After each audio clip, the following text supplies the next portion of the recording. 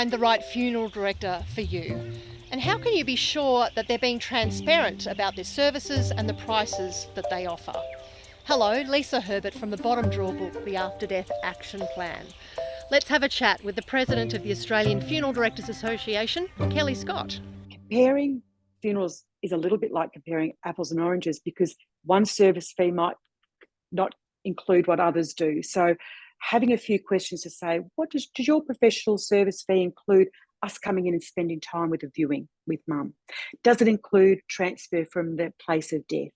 Does it include however many staff we need on the day of the funeral? Because everyone's a little bit different. So sometimes finding out those questions, you need a bit of information to sit with. And I think having a book, something you can actually look at, where you can actually go through it in your own time, getting that over the phone can be really confusing. And families have got a right to make sure all those charges are itemised well before the funeral takes place.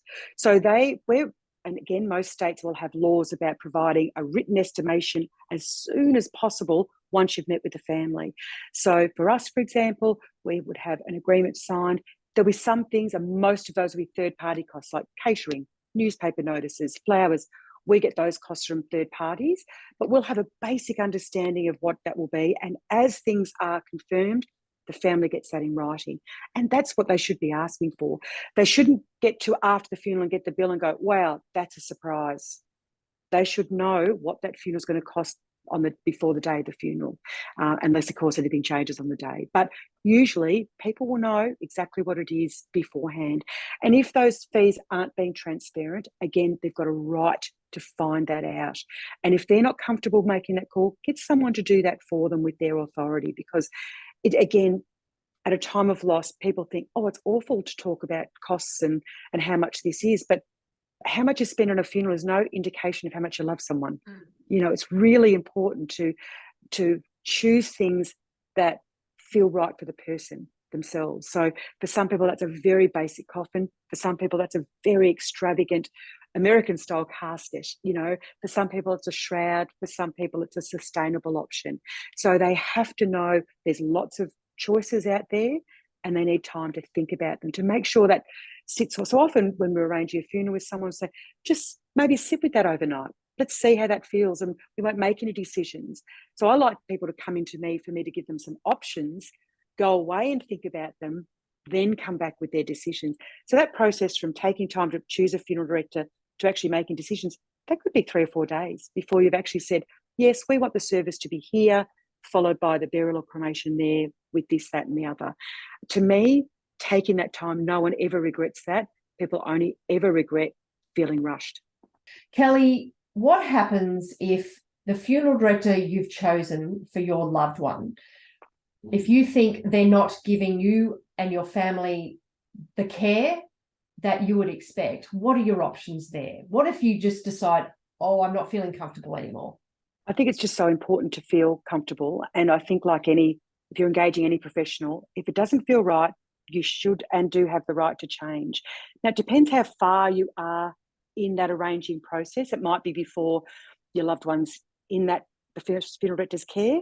But even if that's the case, it's not too late. And we've certainly had a family ring us one day. Their loved one was in someone else's care. This other funeral director, who wasn't an AFDA member, didn't use their loved one's name in their conversations. They just didn't feel right. It just didn't sit right. And they rang up and they said, oh, someone else has recommended you. This is what's happened. They've done nothing wrong technically. It just doesn't feel right. Can you look after the funeral? We just went through and said, well, how far are you? Nothing's been decided, but mum's with them. It's absolutely, we can organise. We just get in touch with them and we bring them into our care. So it's not difficult. There might be some initial costs just on what's been done so far. But to me, having that comfort factor is so important, and it might be a different person even in the one business. You might get someone to go, oh, they're very organised, but I actually want someone that's a bit more laid back. So is there anyone else in the business that I could see? Some people prefer a male funeral director or a female funeral director or someone that's non-binary. What are your choices there? Who can we ask for? And a lot of businesses have choices, in that way. So, I think don't be afraid to ask, because this is too important, and you're working very closely with them as I said, over a week, over 2 weeks, depending how involved the funeral is. So I think it's really important to have that comfort level. This is your loved one. This is your person. You need to feel like you are in control at the whole time, the whole journey through. And as I said, the funeral director is following your lead, not the other way around. You don't know what you don't know, right? Kelly Scott is the president of the Australian Funeral Directors Association. All this information sharing is to give you the confidence and the knowledge to be able to ask the questions you need to ask to have the best funeral for you and your loved one. There's also more information at The Bottom Drawer Book, the After Death Action Plan. You'll find that online, thebottomdrawbook.com.au. And for more videos in this series, follow the Facebook page, The Bottom Drawer Book on Facebook.